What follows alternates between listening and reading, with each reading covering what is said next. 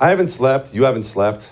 We're all running on, well, I mean, like Don just told us off the air, we're all running on caffeine and not much else right now, but I still can't stop smiling. I don't even need to sleep. I don't want to sleep. I got to pinch myself. You know, there's a wonderful verse in the Bible, Matthew 5:10. Blessed are those who are persecuted.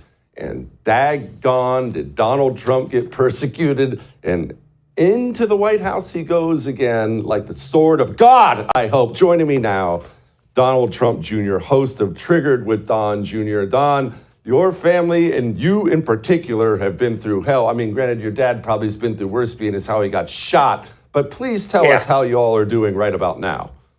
We're doing really good. Yeah, I've joked with my father. Yeah, he actually one time made the comment to me like, "How mad are you that you haven't been shot yet?" I'm like, actually not all that mad that I didn't get shot. I've been persecuted, but it's at this point in our family, it's almost a joke just how bad it is. It's like, how many hours of congressional testimony did you do? Like we rack up the score. So I'm definitely number two after multiple assassination attempts. But I guess if they're going after you, it's because you're over the target. And the one thing with our family is we're never going to stop fighting. We're masochists that way. But it seems like the American people now understand that. They get that. That's what they give my father such a mandate on Tuesday night.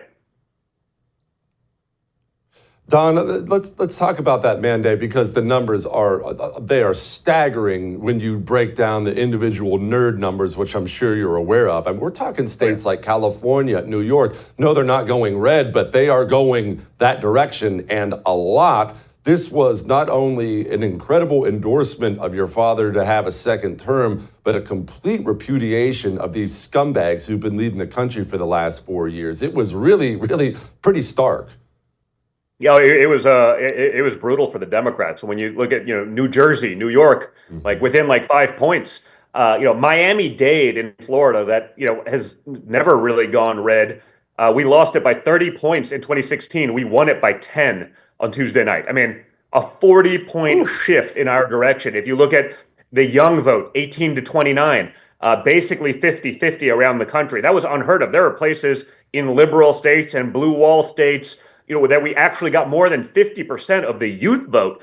That's never been done. African American support almost doubled. And it's interesting. I saw this stuff for the last few months, Jesse. You know me, I'm the guy on the ground. I go around, not at a Trump rally, but at the airport on the way. I think per capita, I was taking more selfies with black men than I was everyone else. So it felt different this time around. It wasn't Jesse Kelly in a MAGA hat coming up to me at the airport. It was every walk of life, every race, every religion, every creed. It was really special. I saw something really unique. I never get overconfident. I'm sort of a pessimist because I don't trust the other side at all. I don't think that magically, I'm wondering where those 15 million Joe Biden voters are, that they magically disappeared.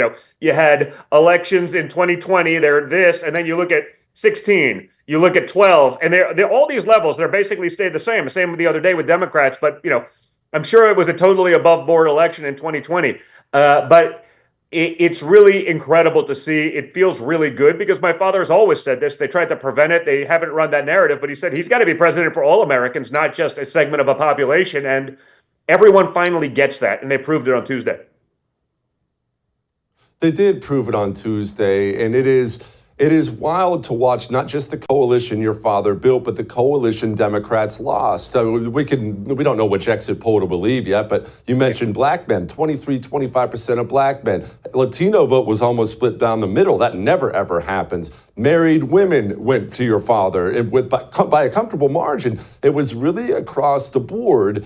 And I've made the point recently that the Democrats have become this crazy liberal white woman party, and they only speak to them now. Every time they speak, everything's about race, this and that. It's very, very insane. They're talking about multiracial democracies. Blue-collar people don't talk about that and don't care about that. Housewives don't talk about that and don't care about that. They've completely isolated themselves in an ivory tower. I don't know how they get out, Don.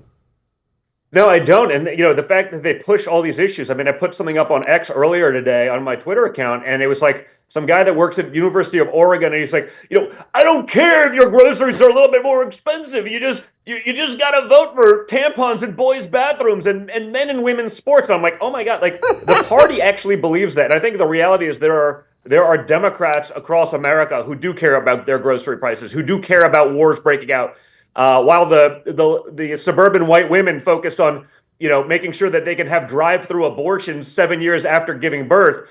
I'm the father of girls. I'm the father of boys. I'm far more worried about my boys getting shipped off to a war that we don't even know why we're in because the military-industrial complex is going to make a couple of bucks than I am about those things, especially when you actually get to the reality of the abortion issue, which is, well, now it's at the states.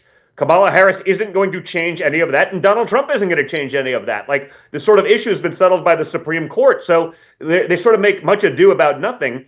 But, the notion of World War III is far more scary to me. And when I see what I saw yesterday morning when I woke up, in Newsmax after about 1 hour of sleep, or not Newsmax, on Newsweek, I guess it was, Hamas has decided it's time for peace. I'm like, it took 12 hours. Like, Trump's not even in the White House. And like the warmongers are like, okay, daddy's home. Now it's time to maybe stop this crap. And that's the reality. Like, everyone understood we were functioning from a position of weakness. We had incompetent leadership, and I think we've spoken about this before, Jesse. But that's the nature of predation. Like, predators prey on the weak, and if America's weak, they're going to do their thing. Like, that's a story as old as time. And that's the reality. Today's Democrat Party is weak. When you see that, I sort of, as a sort of observer of, pop culture, I go around the country, and on the rare occasion I saw someone wearing, the Biden Harris or the Harris Waltz, camo hat. I'm like, yeah, that's exactly the kind of person that would be wearing that. Like, they've never worn camo in their life. It's a fashion statement to a guy that's, 5'2", $107. It's so amazing. It's the party of the suburban white elite and effeminate men. That Tim Walz is really masculine. I'm like, I don't know, guys. Like, doesn't seem like it to me. I've never seen a wrist quite so limp in my life. Not exactly something that's all that intimidating. And no, but he's a hunter. I'm like, well, he's a hunter that doesn't know how to load a shotgun. I'm like, can't be much of a hunter. Like, you give me a Beretta A400, you blindfold me, like I'll load it in 2 seconds, not 45. So everything with them is like their entire vision of masculinity is absolutely insane. I thought actually Megyn Kelly did a great job the other night at my father's rally, coming around and be like, okay, like, no, I actually like traditional masculinity. I want to preserve traditional femininity. I want to save our girls from this stuff. And again, I'm the father of boys and girls.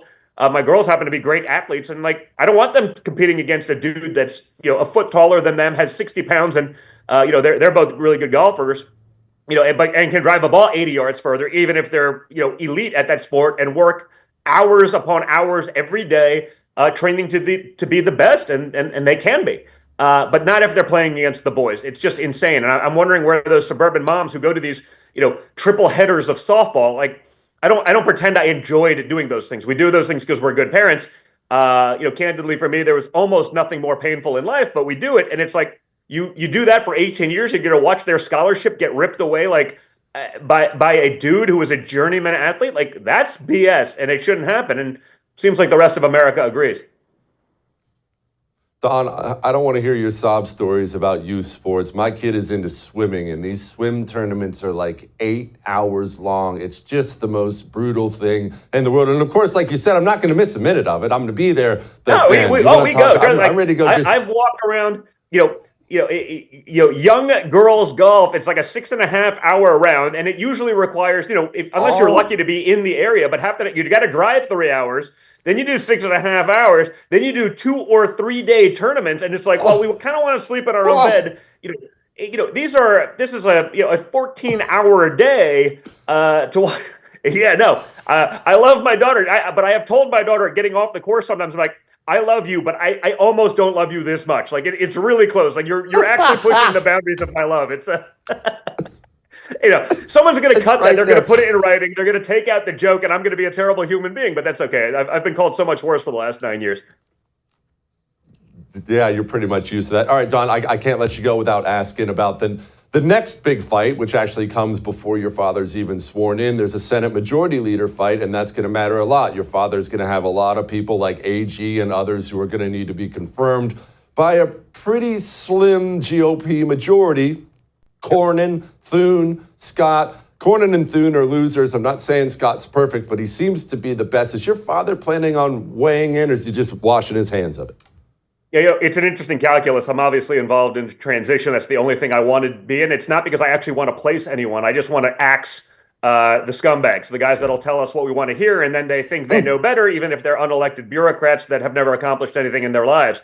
The problem with that whole race is that the guys that would be great just don't have the votes. It's a secret ballot. No one knows where they're voting. Yep. So you got to be a little careful. You expend a lot of political capital on a secret ballot in the United States Senate, where let's just say not everyone's aligned. I love JD. There's like 3 or 4 senators that I'd actually ever want to be in a fight with.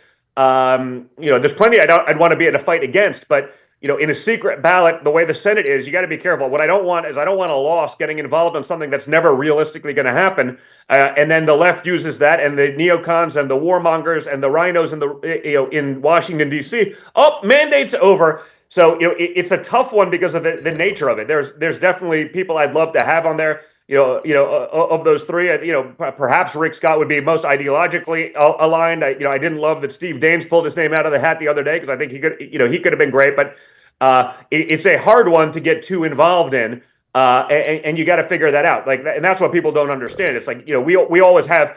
I'd love this guy. It's like, well, that's wonderful. I'd love that guy too.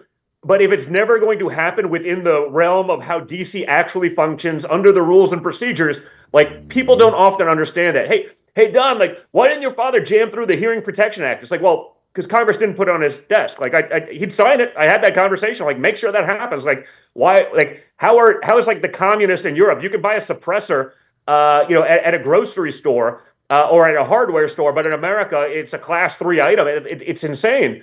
But like, people don't understand the process, and so you get screwed a lot, frankly, by people not understanding the process because they expect you to do something that isn't your job. It doesn't work that way, and you can't just miracle it into existence. And so, the Senate thing is tough. I think we're doing better with that. You look at the incoming Senate class. You look at Tim Sheehy. You look at Bernie Moreno, guys I went to bat for and fought for. Like, it's slowly changing. I expended all of my political capital last cycle making sure that JD Vance got in there, and I had the establishment going after me hard when I used the next 30 years of my political capital with my father to get him to be the VP. And it's like, I think everyone realized I was probably right now. A star is sort of born.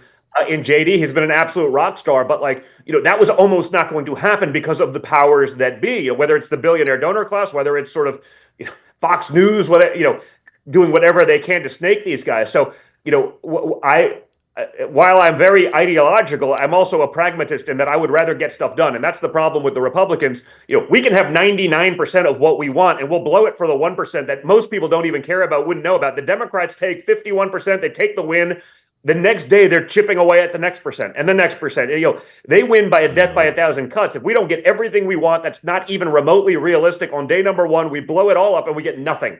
So, we do have to work within those boundaries and be a little bit pragmatic, even if we don't like that ideologically. I want wins. I think we have a mandate. I think we have an incredible opportunity to do something. We've surrounded ourselves, whether it's RFK on health, whether it's Elon. With the Doge stuff, the government efficiency thing. I mean, we have the opportunity to do something really unique. It's not, Kamala Harris and word salads and tampon Tim. Like, we have people that have surrounded us that have come from different walks of life, different party affiliations, who are just like, put me in here because I'll be really good. And I'm like, yes, I agree. I spent time with my father and Elon yesterday. I spent time with RFK Jr. yesterday. Getting these guys involved in those roles and actually racking up some wins for the American public, that's what I want, and that's what my father wants.